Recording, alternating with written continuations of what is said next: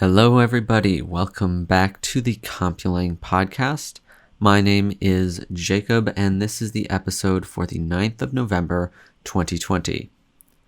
Our first story for today is about Virgin Hyperloop, which is a company founded in 2014, kind of the brainchild of one of Elon Musk's ideas, and it is a pod transport system of sorts, kind of like a train that runs inside of a vacuum tube and uses maglev for its propulsion, magnetic levitation. So essentially, since it's running inside of a vacuum tube, it can run at extremely high speeds. They estimate that the final product will run at up to 670 miles per hour, and that could cut down some commutes, some longer commutes between big cities to mere fractions of the previous time that current public transit would take. So this, they just had their first manned test flight or test run, I suppose you could call it, where two of their personnel went down a 500-meter track. They said that it was very, I guess it was very smooth and not at all like a roller coaster.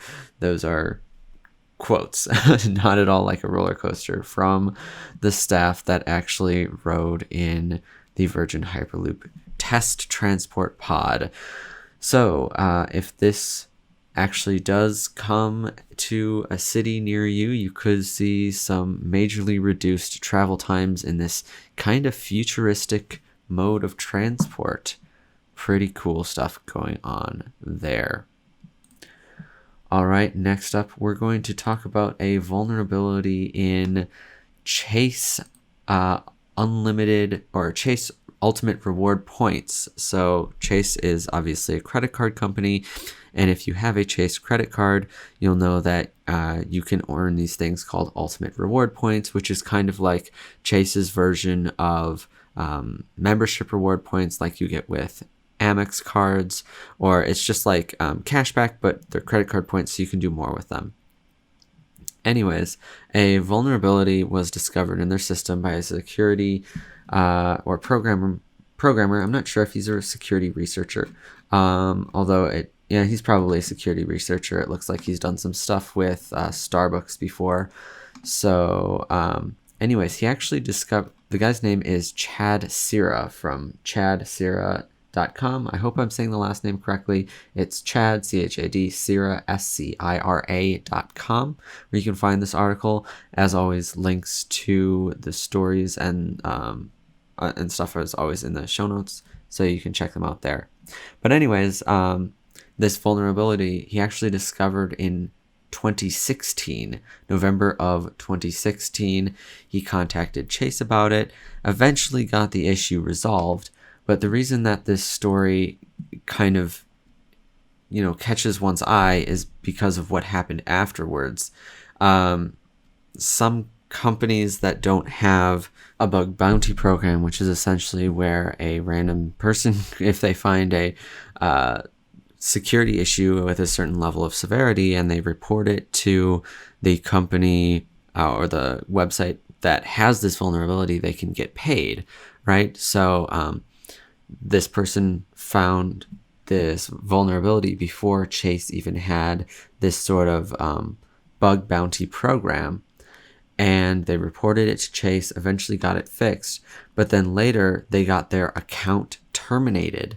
Their personal credit cards were terminated by Chase, and although Chase doesn't have to disclose the specific reasoning for the accounts being closed, the author of the article surmised that it had something to do with them reporting this, exploiting for a proof of concept, and then reporting this issue to Chase. And some comments on this article have just been kind of more generally speaking about how companies don't necessarily like it when security researchers or even just random people are trying to hack their website, even though they report the vulnerabilities that they find, just because if you think of it from a normal person's perspective, like what are the chances that this person is or could be doing these things for a nefarious purpose? And for security researchers, we call them white hat hackers. It's very easy to step across, that line where normal people who aren't as security minded would just find what you're doing to be nefarious. Anyways, the next thing we're going to talk about is this story from Reuters, where Trump is to lose his Twitter protections. So something that's mentioned in this article, again, linked below, so you can read this for yourself, is that heads of state typically get special treatment from Twitter when it comes to making tweets, making statements on Twitter that actually violate the rules. So I know this has hit the American media a couple times or more than once, my goodness, where the media is complaining about Trump's tweets breaking the rules, being racist, promoting violence, something like that, and Twitter not cracking down on Donald Trump. And part of this is due to their policies around how they treat heads of state, where they will tag their tweets with their violation, or their tweets that are in violation of their terms of service with like a public interest type label. So they'll preserve the tweet because it has significance to the public, because it's a public figure, it's a head of state, right? But they'll also say this does violate the rules, so we're giving these heads of state kind of special treatment here. However, according to this article, Twitter has said that these special protections will not apply to heads of state when they leave office.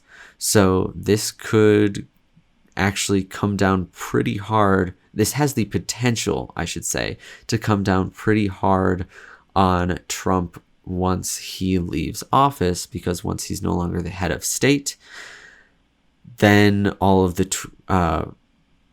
Twitter rules would have to be applied to him just the same as they are to everyone else, which means that he could see lots of his tweets deleted, or some people are even saying that the handle Real Donald Trump could even be banned from Twitter.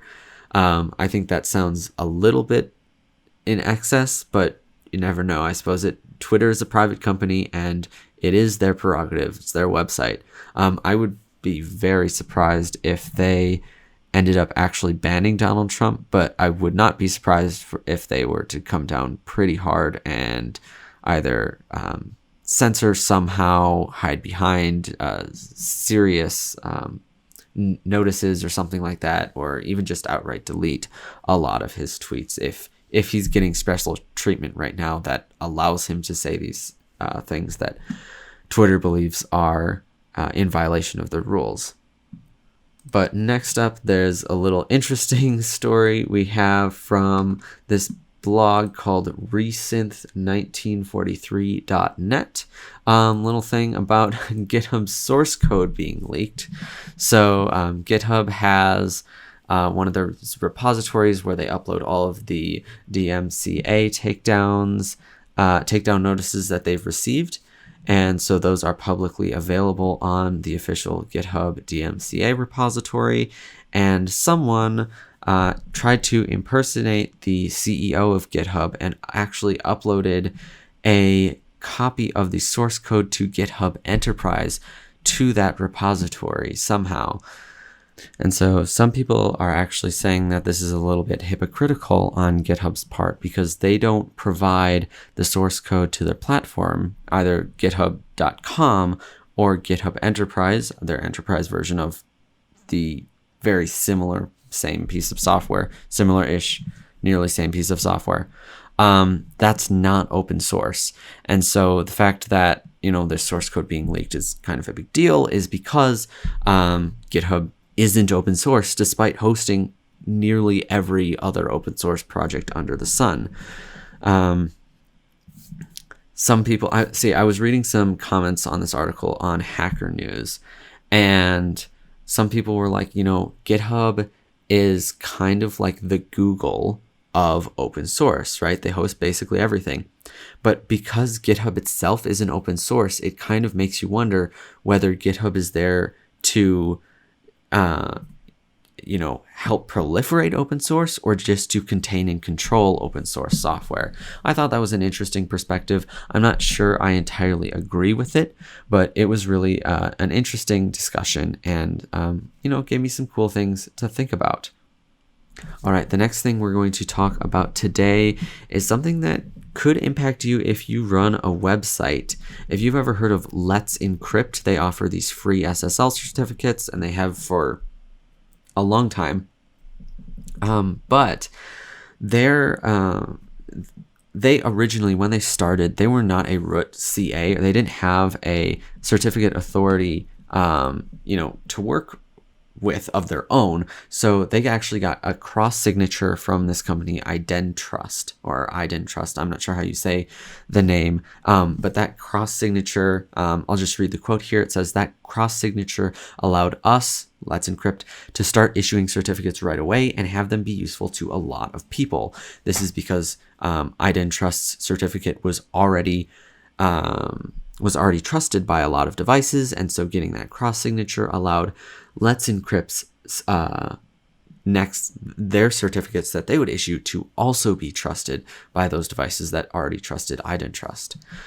However, the cross-signed certificate that they're using is going to expire on September 1st, 2021, which means that Let's Encrypt is going to have to start using their own root certificate, which is the ISRG root X1 certificate.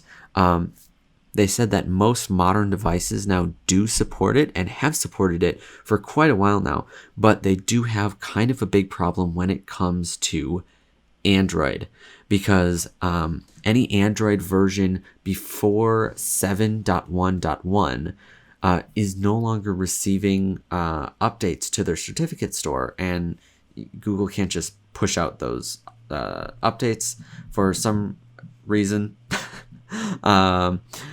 But that actually means that only about 66% of Android devices, at least 66% of the Android devices right now, when the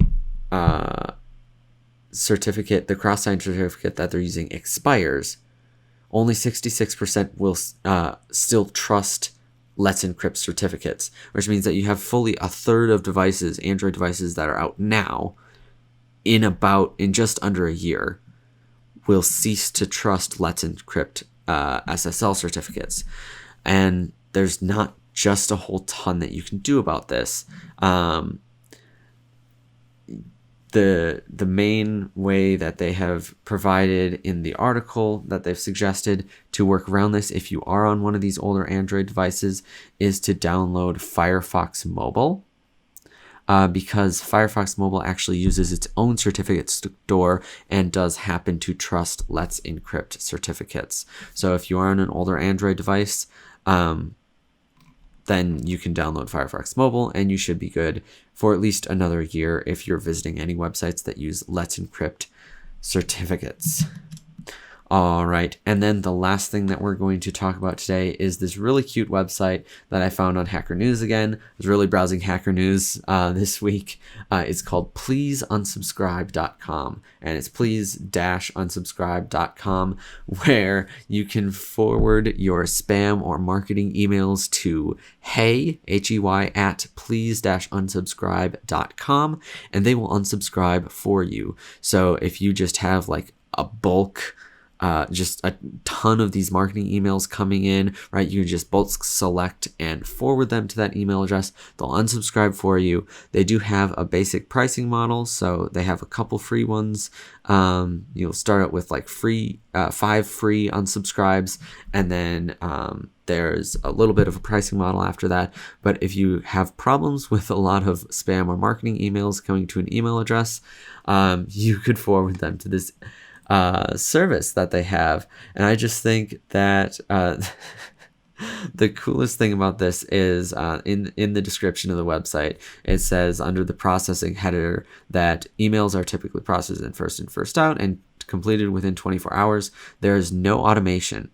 Oftentimes, these marketing emails contain hard to find, low opacity links, but it's nothing that a real human can't tackle, which means that they are using real humans to run this service, right? Even better, though, is the very next sentence where it says, at this time, the only processor is my high school sister. I pay her $15 an hour. So really cute website. Would recommend you check it out if you're having issues with spam email. Maybe if you'd find it useful, check it out, maybe purchase some credits and, support them. I think it's a really cute website, cute concept they have going on there.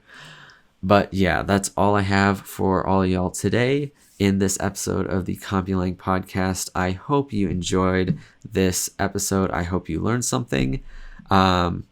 This was the Compulang podcast, and I will talk at y'all next week. Goodbye.